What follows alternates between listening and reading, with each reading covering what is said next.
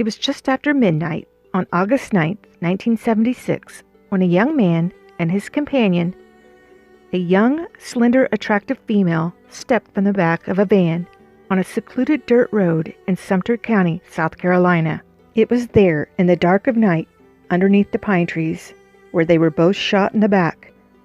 Someone made sure that the deed was done by rolling them onto their backs and firing point blank with a .357 caliber handgun under each of their chins.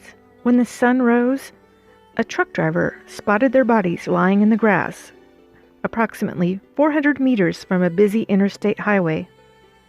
Their limbs cocked in awkward angles and their mouths frozen in an apparent gasp.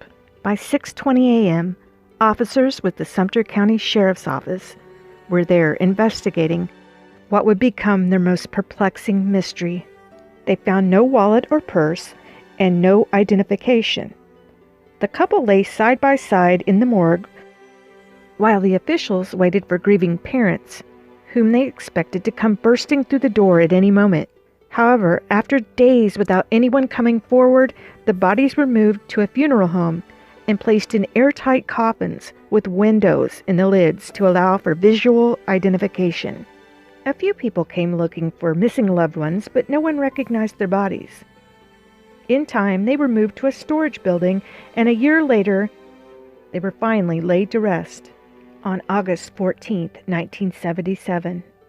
They were interred at Bethel United Methodist Church Cemetery in Oswego, South Carolina. Their funeral service was attended by hundreds. Their graves are simply marked Male Unknown and Female Unknown. After 40 years, their identities still remains a mystery. There is still hope. Although they didn't carry any identification, there are still plenty of clues to their identity. Starting with their autopsies. The autopsy revealed that the pair was very clean and had just recently showered, so it was highly unlikely that they were either homeless or hitchhikers. They had no trace of drugs or alcohol, and both were non-smokers. The autopsies also revealed that the pair had just recently eaten fruit or ice cream with fruit shortly before they were killed. Therefore, they were certain that they must have bought the food from a local eatery or store. A witness did come forward saying that they had seen the couple at a fruit stand that was located off the Florence Highway, but couldn't say whether they were by themselves or with someone else. There was another witness, a man by the name of David Batson, who said he recognized the couple. Mr. Batson's wife worked at a nearby KOA campground. Batson indicated while he was at the campground, he met the couple, who said they were just passing through on their way to Florida. A few days later, they returned to the campground, telling Batson that they liked it in South Carolina better than Florida, so they stayed for a couple of weeks. Mr. Batson indicated he had shot pool with the man several times. He said that the man told him his name was Jock, or perhaps he misheard it and it was Jack. Batson also stated that the man had mentioned he was from Canada and he had been a school teacher and that his father was a medical doctor. He also said the man told him that his family had practically disowned him because they had so badly wanted him to become a doctor. He said one evening as they played pool together that Jock tried to sell him a ring that he was wearing. The ring looked very similar to the one police found on the dead man's finger. It's unclear why the campground lead wasn't followed up on until years later, and by that time, the detailed records that they kept on all their campers was destroyed in a house fire. Perhaps the best chance for solving this mystery came 4 months after the murders, when in December of 1976, a North Carolina man named Lonnie George Henry was stopped in Latta, South Carolina for driving while intoxicated. He had in his possession a stolen gun with the serial number scratched off. It was ultimately determined through ballistics to be the actual murder weapon. He was asked about the murders while hooked up to a lie detector. The experts claimed he was telling the truth when he said he did not kill them, but he was lying when he indicated where he got the gun. They were able to retrieve the serial number and found that the gun was originally stolen by a group of thieves in the Raleigh-Durham area. Lonnie George Henry was never charged with any crimes related to these murders, but police were sure that he knew more than what he was saying. He later died in 1982. So here's what we know about the mystery couple. They were both found with gunshot wounds to the back, chest, and had a finishing shot to their throats. The man was approximately 18 to 30 years old, 6'1" to 6'4", and was 150 pounds. He had brown eyes, brown hair, and had two 2-inch scars on his right shoulder area, and a 4-inch appendectomy scar. He was tall, with an athletic build and an olive complexion. He had extensive and elaborate dental work with crowns and bridges, and it appeared he was in the middle of a full dental restoration. He wore Levi jeans and a red t-shirt. Based on the logos on the front and back of the shirt, it most likely came from the 1975 Coors-sponsored IMSA races in Sebring, Florida. Inside his pants pocket was a pack of Grant's truck stop matches. There were only 3 Grant's locations at the time. They were in Arizona, Nebraska, and Idaho.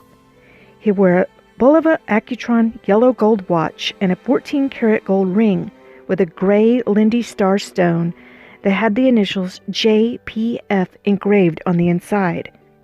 The female was between 18 and 25 years old, 5'5" and approximately 100 to 105 pounds.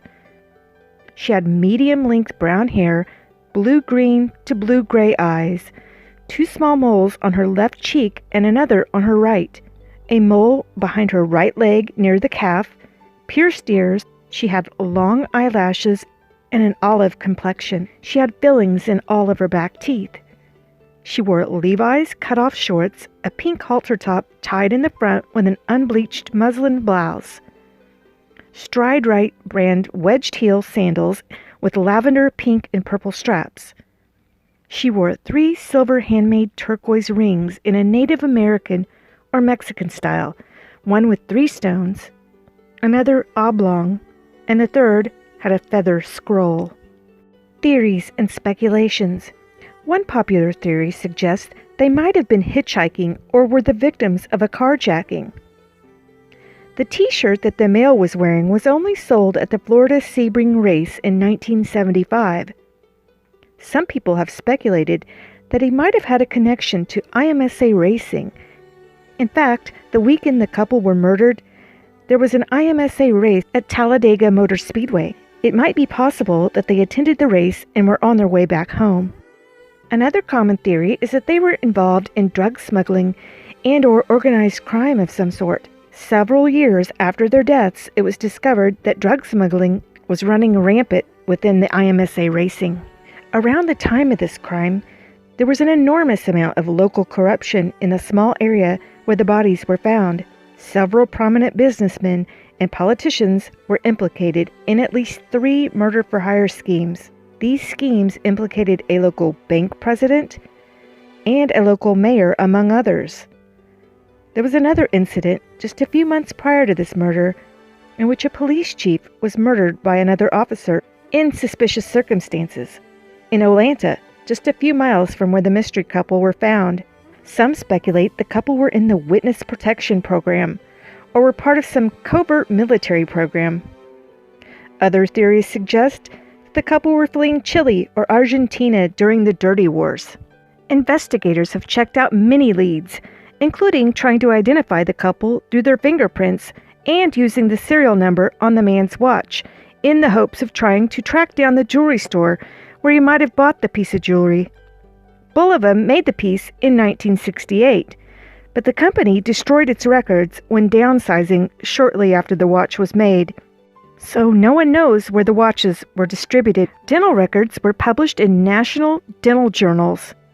Officials with Interpol, as well as U.S. Customs and immigration authorities, were also alerted. Over the years, the fingerprints of both subjects have been periodically resubmitted to the FBI database to see if any new information may have been entered somewhere that may determine their identities. In 2007, the bodies were exhumed to get DNA samples to be submitted to the DNA databases. Tests ruled out the possibility of the pair being brother and sister. Their case was featured on Unsolved Mysteries, Court TV, Reader's Digest, and other publications. Yet investigators are just as stumped as they were the day they were found. I am happy to say this case was submitted to the DNA Doe Project in 2019. They are currently working on it. The DNA Doe Project uses genealogy as a tool to trace relatives of John and Jane Does. They solved their first case in 2018 when they identified Buckskin Doe as Marcia Sossaman. In 2019, they identified the doe known as Orange Socks as Deborah Jackson. I just want to say that I'm so excited that the DNA Doe Project is currently working on this case. I think with them working on this, they will finally be identified. And I've been fascinated, frustrated by this case since I very first heard about this story on Unsolved Mysteries back in the 90s. It's been that one special case to me. And I just want to thank a special lady named Verna Moore. I know this case was special to her too. She was there from day one, and it's because of her, I believe, that this case is more well known. And she's also the reason it was featured on Unsolved Mysteries. She was the deputy coroner in Sumter County at the time the couple were found, and she later became the coroner until she retired in 2009. She was there from day one, and she never gave up hope. Verna passed away in 2017 at the age of 91. Somewhere out there are two families wondering where their loved ones are. Do you know who they are? Can you help us finally get them home? If you have any information on this case, please contact the Sumter County Sheriff's Office at 803-436-2000.